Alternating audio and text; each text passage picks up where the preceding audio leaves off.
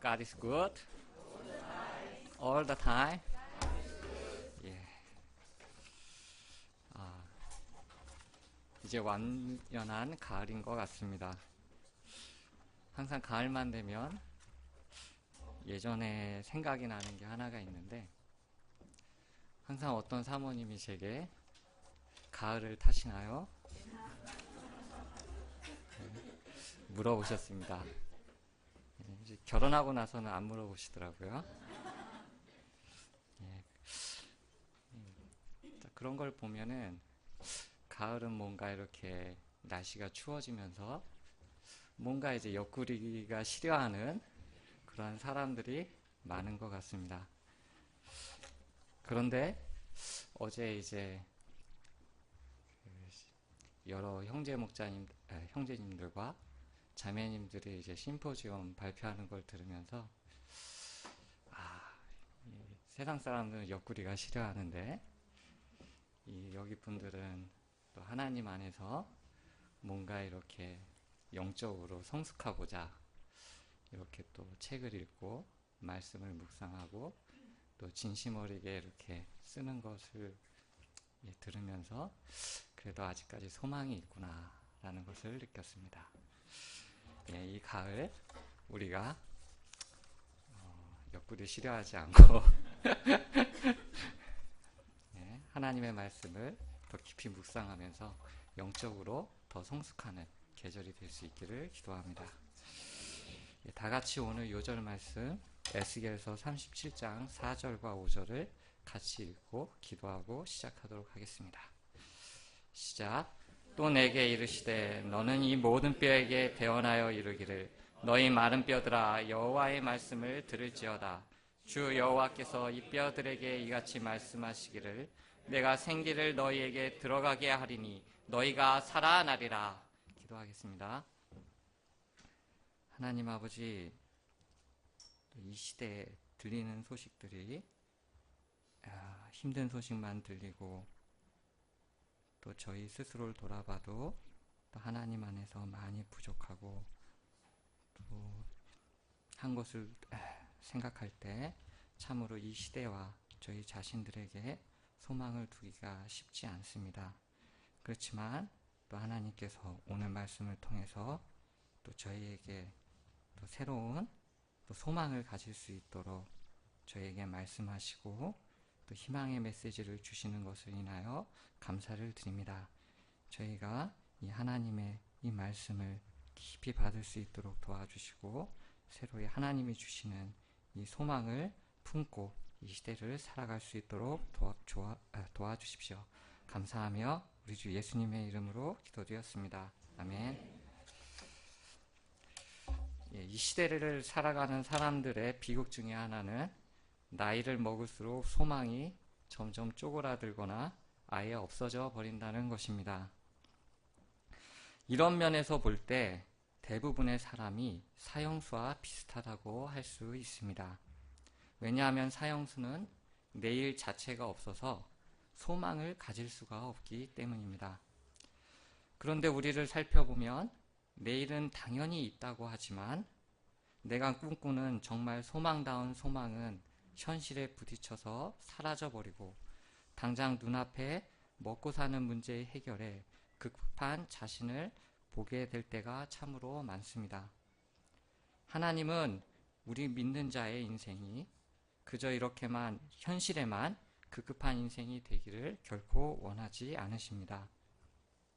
오히려 세월이 갈수록 상황이 더 좋지 않을수록 더욱더 생명이 불타는 인생, 소망이 넘치는 인생이 되기를 원하십니다.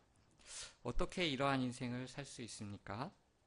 오늘 말씀은 이에 대한 하나님의 대답이 될 수 있습니다. 말씀을 통해서 마른 뼈와 같이 되어가고 있는 우리 자신과 이 세상을 향해 하나님이 주시는 소망의 말씀을 듣고 영접하는 가운데 우리가 생명이 넘치는 인생을 살 수 있기를 기도합니다. 먼저 에스겔서를 보면 하나님이 주시는 많은 환상들이 나옵니다. 1장을 보면 에스겔은 바벨론의 그발 강가에서 하나님을 부르심을 받을 때 네 생물 환상을 통해서 하나님의 영광을 보았습니다. 2장에서는 하나님이 주신 두루마리를 씹어먹는 것을 통해서 꿀보다 단 하나님의 말씀을 이스라엘에게 전하라는 소명을 받는 장면이 나옵니다. 또한 예루살렘 성전의 우상 숭배 환상을 보기도 하고 이를 통해 이스라엘의 범죄를 리얼하게 목격합니다. 또한 하나님의 영광이 성전을 떠나는 환상과 하나님이 세우실 새로운 성전의 터의 환상도 보게 됩니다. 이러한 환상들은 하나님의 영광과 말씀, 그리고 이스라엘의 우상 숭배와 하나님의 심판, 그리고 하나님의 영광스러운 회복 등입니다. 특히 예루살렘이 함락되고 나서는 하나님이 소망과 회복의 환상을 많이 보여주십니다. 오늘 말씀도 이러한 하나님의 소망과 회복의 환상 중에 하나입니다. 자, 1절을 보십시오. 함께 읽어보겠습니다. 시작. 여호와께서 권능으로 내게 임하시고 그 신 나를 데리고 가서 골짜기 가운데 두셨는데 거기 뼈가 가득하더라. 하나님이 에스겔을 뼈가 가득한 골짜기로 데리고 가셨습니다. 그런데 에스겔이 그 뼈들을 자세히 살펴보니 뼈가 아주 말랐습니다. 이는 상당히 오래전에 생명이 사라져버렸음을 나타내고 있습니다. 11절을 보면 하나님께서 이 뼈가 무엇을 의미하는지 에스겔에게 말해주고 계십니다. 같이 읽어보겠습니다. 시작. 또 내게 이르시되 인자야 이 뼈들은 이스라엘 온 족속이라. 그들이 이르기를 우리의 뼈들이 말랐고 우리의 소망이 없어졌으니 우리는 다 멸절되었다 하느니라. 하나님은 마른 뼈들이 이스라엘을 의미한다고 말씀하십니다. 왜 하나님께서 이스라엘을 말라버린 뼈라고 말씀하십니까? 왜 이스라엘 백성이 스스로 소망이 없어졌으니 우리는 다 멸절되었다며 절망합니까? 이는 에스겔이 활동하던 당시에 이스라엘의 모습을 살펴보면 이해할 수가 있습니다. 에스겔 시대 이스라엘은 다윗과 솔로몬 시대의 영광이 있었나 싶을 정도로 비참한 현실 가운데 빠져 있었습니다. 북이스라엘은 아수르라는 나라에 의해 나라가 아예 사라져버렸고 남유다 또한 우리나라 조선시대 말과 같이 휘청되고 있었습니다. 이미 바벨론의 침공으로 수많은 사람들이 바벨론으로 끌려갔습니다. 조선시대에 우리나라가 임진왜란과 정묘호란, 병자호란 등으로 많은 백성들이 끌려가 노예와 같은 인생을 살아야 했던 것과 비슷합니다. 성경은 이를 다음과 같이 기록하고 있습니다. 역대하 36장 6절과 7절.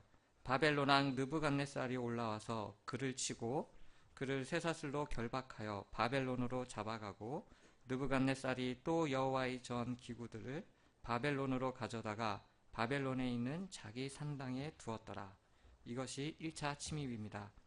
우리가 잘 아는 다니엘과 세 친구들도 이때 끌려간 사람들 중에 있었습니다. 뒤이어 또다시 몇 년 뒤에 바벨론은 예루살렘을 침공합니다. 열왕기하 24장 12절은 다음과 같이 묘사합니다. 유다의 왕 여호야긴이 그의 어머니와 신복과 지도자들과 내시들과 함께 바벨론 왕에게 나아가매 왕이 잡으니 때는 바벨론의 왕 8째 해이더라. 이때 본문에 에스겔 선지자를 비롯한 너무 많은 사람을 바벨론이 끌고 가서 이스라엘에는 비천한 자만이 남겨지게 되었습니다. 이러한 나라의 어려운 상황에서 이스라엘은 하나님 앞에 자신들의 죄악을 회개하기보다는 자기들 곧 하나님의 도성 예루살렘은 결코 망할 수 없다는 잘못된 확신에 차 있었습니다. 에스겔서 33장 24절에 보면 다음과 같이 말하고 있습니다. 인자야 이 이스라엘의 이 황폐한 땅에 거주한 자들이 말하여 이르기를 아브라함은 오직 한 사람이라도 이 땅을 기업으로 얻었나니 우리가 많은즉 더욱 이 땅을 우리에게 기업으로 주신 것이 되느니라 하는도다. 이들은 지금은 비록 끌려왔지만 예루살렘은 하나님의 기업으로 계속 존재할 것이기에 다시 돌아갈 수 있다는 희망을 꿈꾸었습니다. 그래서 포로 생활이 힘들고 고달파도 언젠가 컴백 홈 할 것을 꿈꾸고 견뎠습니다. 그런데 이들에게 예루살렘 멸망의 소식이 전해집니다. 에스겔서 33장 21절을 같이 읽어보겠습니다. 자, 시작. 우리가 사로잡힌 지 열째 달 다섯째 날에 예루살렘에서부터 도망하여 온 자가 내게 나와 말하기를 그 성이 함락되었다 하였는데, 예루살렘 함락의 소식은 요새 우리의 멘붕을 일으키고 있는 최순실 게이트 이상의 충격이었을 것입니다. 설마 한나라의 대통령인데 그럴 리가 했던 것처럼 이스라엘도 하나님의 도성인데 설마 예루살렘이 했었습니다.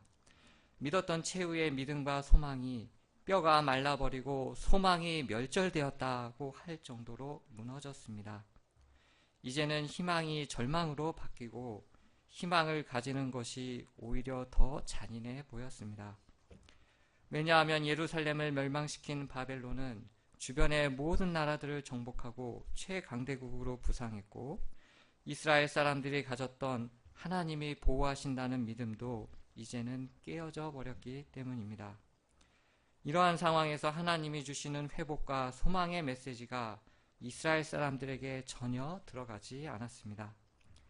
이는 마치 일제치하에서 우리나라 사람들이 독립의 희망 가운데 만세운동도 하고 무장투쟁도 했지만 오히려 일본이 만주를 비롯한 중국, 아시아의 여러 나라까지 점령하는 모습을 보며 독립의 희망을 잃어버렸던 것과 비슷합니다.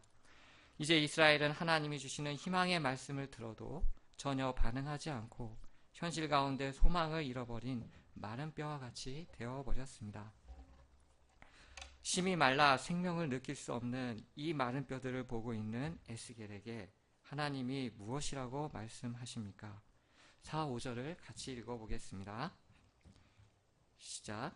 또 내게 이르시되 너는 이 모든 뼈에게 대언하여 이르기를 너희 마른 뼈들아 여호와의 말씀을 들을지어다. 주 여호와께서 이 뼈들에게 이같이 말씀하시기를 내가 생기를 너희에게 들어가게 하리니 너희가 살아나리라. 이미 말라 비틀어진 뼈들이 생기가 있는 모습으로 변한다는 것은 도저히 불가능한 일입니다. 그러나 하나님은 에스겔에게 마른 뼈들을 향해서 당신의 말씀을 대언하라고 하십니다. 왜 하나님이 이렇게 하십니까? 이는 하나님께서 실제로 마른 뼈들에게 새로운 생명을 주시는 역사에 에스겔과 함께 하시기를 원하시기 때문입니다. 우주와 생명을 창조하신 하나님이 하시고자 하실 때 능히 이루지 못할 일이 없습니다. 하나님은 마른 뼈가 새롭게 생명을 가지는 역사를 통해 소망을 잃어버리고 절망에 빠진 에스겔과 이스라엘이 하나님을 다시 바라보고 하나님의 약속의 말씀에 대해 믿음과 소망을 가지기를 원하십니다. 믿음의 사람들을 통해 구원의 역사를 이루신 것처럼 에스겔을 통해 회복의 역사를 이루고자 하십니다. 이에 에스겔이 하나님의 말씀을 대언했을 때 놀라운 일이 벌어집니다. 7절과 8절을 같이 읽어보겠습니다. 시작. 이에 내가 명령을 따라 대언하니 대언할 때 소리가 나고 움직이며 이 뼈 저 뼈가 들어맞아 뼈들이 서로 연결되더라. 내가 또 보니 그 뼈에 힘줄이 생기고 살이 오르며 그 위에 가죽이 덮이는 그 속에 생기는 없더라. 에스겔의 말이 마치자마자 말라서 무질서하게 쌓여있던 뼈들이 마치 기계가 작동하는 것처럼 움직이더니 사람의 온전한 형체로 맞추어지고 그 위에 힘줄이 생기고 살이 생기고 가죽이 덮여서 완전한 사람의 외양을 갖추게 되었습니다. 뒤이어 하나님은 이번에는 생기를 향해 대언하라고 하십니다. 9절과 10절도 같이 읽어보겠습니다. 시작. 또 내게 이르시되 인자야 너는 생기를 향하여 대언하라. 생기에게 대언하여 이르기를 주 여호와께서 이같이 말씀하시기를 사망에서부터 와서 죽음을 당한 자에게 불어서 살아나게 하라 하셨다 하라. 이에 내가 명령대로 대언하였더니 생기가 그들에게 들어가매 그들이 곧 살아나서 일어나 서는데 극히 큰 군대더라. 마른 뼈가 에스겔의 말에 순종했듯이 이번에는 생기가 에스겔의 대언에 따라 그대로 움직였습니다. 마른 뼈들이 살아있는 생명체 곧 하나님의 큰 군대로 바뀌는 역사가 일어나게 되었습니다. 마른 뼈가 되기 전에 생명을 가진 모습보다도 오히려 훨씬 더 생명력이 넘치는 존재들로 바뀌었습니다.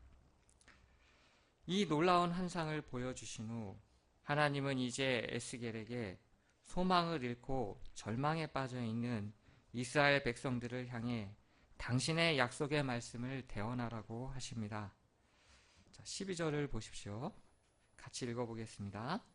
시작. 그러므로 너는 대언하여 그들에게 이르기를 주 여호와께서 이같이 말씀하시기를 내 백성들아 내가 너희로 거기에서 나오게 하고 이스라엘 땅으로 들어가게 하리라.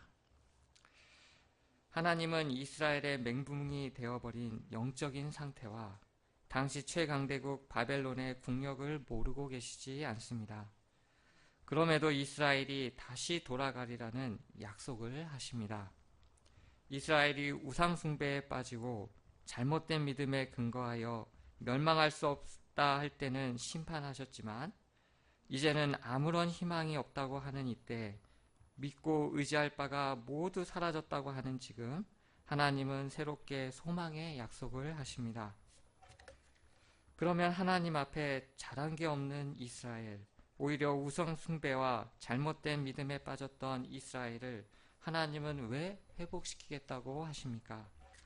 13절과 14절을 보십시오. 내 백성들아 내가 너희 무덤을 열고 너희로 거기에서 나오게 한즉 너희는 내가 여호와인 줄을 알리라. 내가 또 내 영을 너희 속에 두어 너희가 살아나게 하고 내가 또 너희를 너희 고국 땅에 두리니 나 여호와가 이 일을 말하고 이룬 줄을 너희가 알리라. 여호와의 말씀이니라. 답은 내가 여호와인 줄을 알리라는 말씀에 있습니다. 하나님이 주시는 회복이 우리의 행위에 기초한다면 우리에게는 아무런 소망이 없습니다. 하나님의 뜻은 우리가 범죄하였더라도 당신이 여호와인 줄 알게 하시겠다는 데에 있습니다. 그러기에 우리는 절망적인 상황, 아무런 희망이 없어도 하나님 안에서 새로운 희망을 가질 수가 있습니다. 오히려 우리가 모든 소망과 희망이 멸절되어 스스로 마른 뼈가 되었음을 깨달았을 때가 하나님 앞에서는 가장 소망이 있는 때가 됩니다. 나아가 하나님은 단순히 이스라엘이 자신들의 기업인 예루살렘으로 돌아가는 것에 그치지 않고 이스라엘을 온전한 하나님의 백성으로 삼고 하나님의 나라를 세우는 놀라운 계획을 가지고 이것을 말씀하십니다. 22절과 23절을 보십시오. 같이 읽어보겠습니다. 시작.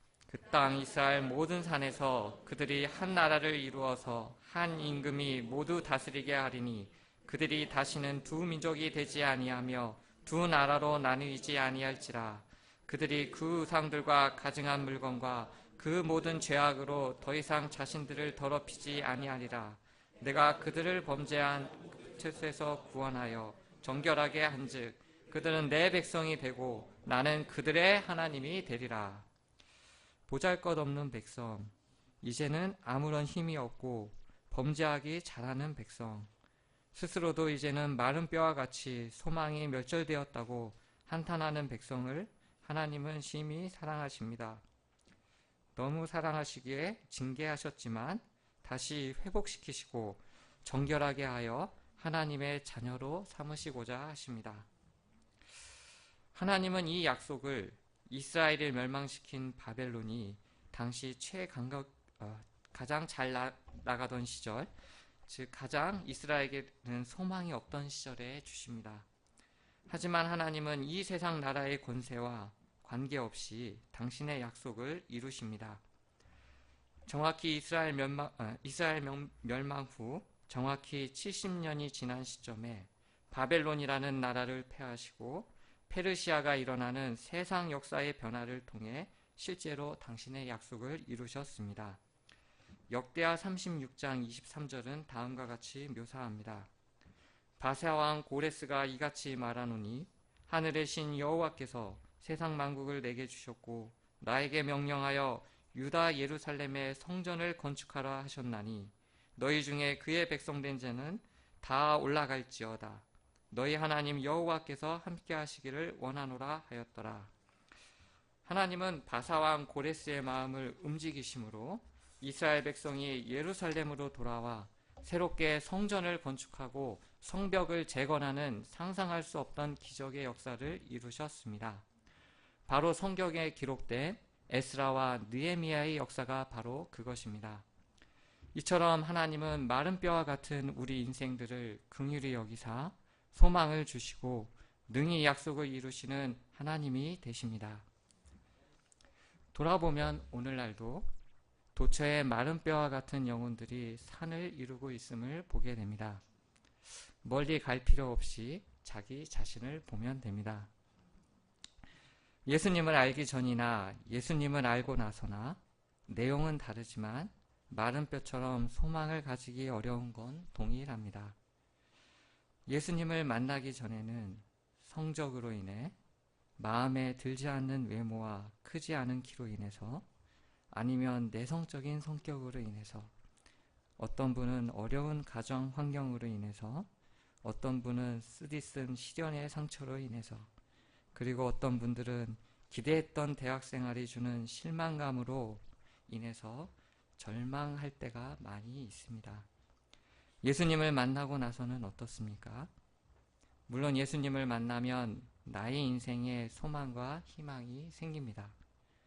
그러나 시간이 지나 어느 순간 자신을 돌아보면 영적으로 참으로 밋밋해지며 마른 뼈와 같이 생명력을 잃어가는 모습을 깨닫게 됩니다. 제가 그런 것 같습니다. 예수님의 구원에 감사하며 자기를 부인하고 자기 십자가를 지는 삶을 살겠다고 결단하지만 실제 결정할 때가 되면 시간과 물질은 I first가 되고 희생하기 싫어하고 십자가를 지는 축복은 You first가 되고 or I next가 됩니다. 양들은 어떻습니까? 여기에 예배하러 나온 형제 자매님을 포함한 들은 그래도 소망이 보이지만 대다수는 그렇지 않습니다. 우리는 주님께서 주신 사명이기에 어렵게 마음을 먹고 양들에게 말씀을 가르치고자 합니다. 그러나 자기 개발과 취업에는 관심이 있지만 하나님의 말씀을 들으려 하지 않는 양들을 볼 때, 그리고 말씀을 공부해도 별다른 변화나 반응이 없는 양들을 보면 영적으로 심히 마른 뼈와 같아 보입니다. 말씀을 전해도 변화될 것 같아 보이지 않고 소망이 잘 생기지가 않습니다. 이처럼 예수님을 쫓는다고 하지만 잘 변하지 않는 우리 자신과 양들을 볼 때 참으로 소망을 가지기가 쉽지 않습니다. 과연 나의 자기중심성이 바뀔 수 있을까? 내가 과연 어제 저녁 메시지에서와 같이 거룩한 삶을 살 수 있을까? 세상 소망보다 하나님이 주시는 영적인 소망을 더 바랄 수 있을까? 자신과 양들을 보면 소망을 가지기 어렵지만 그래도 말씀을 통해 하나님을 바라보고 믿음을 가져야 함을 배우게 됩니다. 하나님의 말씀이 임했을 때 마른 뼈가 심히 생기가 넘쳐나는 하나님의 군대로 일어났듯이 하나님 안에서 소망을 가지고 말씀을 스스로를 향해서 그리고 양들을 향해서 대언해야 함을 배우게 됩니다. 하나님의 약속이기에 반드시 하나님께서 이루실 것입니다. 제 삶도 돌아보면 저 또한 마른 뼈와 같음을 보게 됩니다. 20년 전 학생 시절에 여름 수양회를 통해 예수님을 만났고 여러 삶의 도전들 앞에서 배웠던 말씀을 붙들고 행하고자 했을 때 하나님께서는 여러 어려움들 가운데서도 항상 결국에는 은혜를 베풀어 주셨습니다. 주님이 주신 구원과 제 삶 가운데 주신 실제적인 은혜에 감사하여 저는 시편 23편 6편 나의 평생에 선하심과 인자하심이 정녕 나를 따르리니 내가 여호와의 집에 영원히 거하리로다 는 말씀을 대학 졸업 요절로 삼아 졸업 후 평신도 생활을 시작했습니다. 그러나 현재 제 모습은 주님의 집에 거하는 것 같기는 한데 마음은 다른 데 있는 것 같습니다. 자기를 부인하고 자기 십자가를 지기보다 나를 즐겁게 하는데 그리고 이 땅에서 어떻게 잘 살아갈 것인가 하는 것에 마음을 쓸 때가 많았습니다. 또한 주님이 양들을 어찌하든 사랑으로 바라보고 섬겼던 것과 달리 소망을 가지고 바라보지 못하는 자신을 볼 때 별로 소망이 보이지 않았습니다. 앞으로도 계속 주님이 주는 근근한 은혜로 버티며 살다가 인생이 끝날 것 같은 두려운 생각이 들었습니다. 그러나 스스로 소망이 없다고 하는 지금 제가 할 것은 절망할 것이 아니라 새롭게 하나님의 약속을 바라보고 말씀을 삶 가운데 적극적으로 대언해야 함을 배우게 됩니다. 그 시기가 언제가 될지는 모르겠지만 하나님께서 주님의 생명력이 넘치도록 채워주실 것을 믿습니다. 분명한 건 벌써 20년이 지났으니 그 시기가 얼마 남지 않은 것 같습니다. 결론입니다. 톨스토이는 우리의 실존에 대해 다음과 같이 고백했습니다. 인간의 절망은 하나님의 기회이고 인간의 끝은 하나님의 시작이다. 그 말처럼 우리에게 있어 절망은 더 이상 끝이 아니고 새로운 희망의 시작이 됩니다. 따라서 더 이상 내게는 소망이 없다고 그리고 그간 해보았는데 안 된다고 주저앉는 대신 이 소망의 하나님을 붙들고 일어날 수 있기를 기도합니다. 하나님의 말씀을 뼈와 같이 말라가는 우리 자신들과 이 양들을 향해 그리고 세상을 향해 믿음으로 대언할 수 있기를 기도합니다. 같이 요절 말씀 읽고 기도하고 마치겠습니다. 시작. 또 내게 이르시되 너는 이 모든 뼈에게 대언하여 이르기를 너희 마른 뼈들아 여호와의 말씀을 들을지어다. 주 여호와께서 이 뼈들에게 이같이 말씀하시기를 내가 생기를 너희에게 들어가게 하리니 너희가 살아나리라. 기도하겠습니다. 사랑하는 하나님 아버지, 또 하나님께서 저희를 긍휼히 여기시고 저희 스스로 소망을 두기 힘들지만 하나님께서 소망을 포기하지 않으시고 저에게 희망을 주시고 또 다시 회복되고 살아날 수 있다는 메시지를 허락하심을 인하여 감사드립니다. 하나님 아버지, 저희가 자신을 바라보지 않고 이 약속을 주신 주님을 바라볼 수 있도록 도와주시고 이 주님을 바라봄으로 이 주님 주신 말씀을 스스로와 또 이 세상을 향해 적극적으로 대언할 수 있도록 도와주시기를 간절히 기도합니다. 감사하며 우리 주 예수님의 이름으로 기도드렸습니다. 아멘.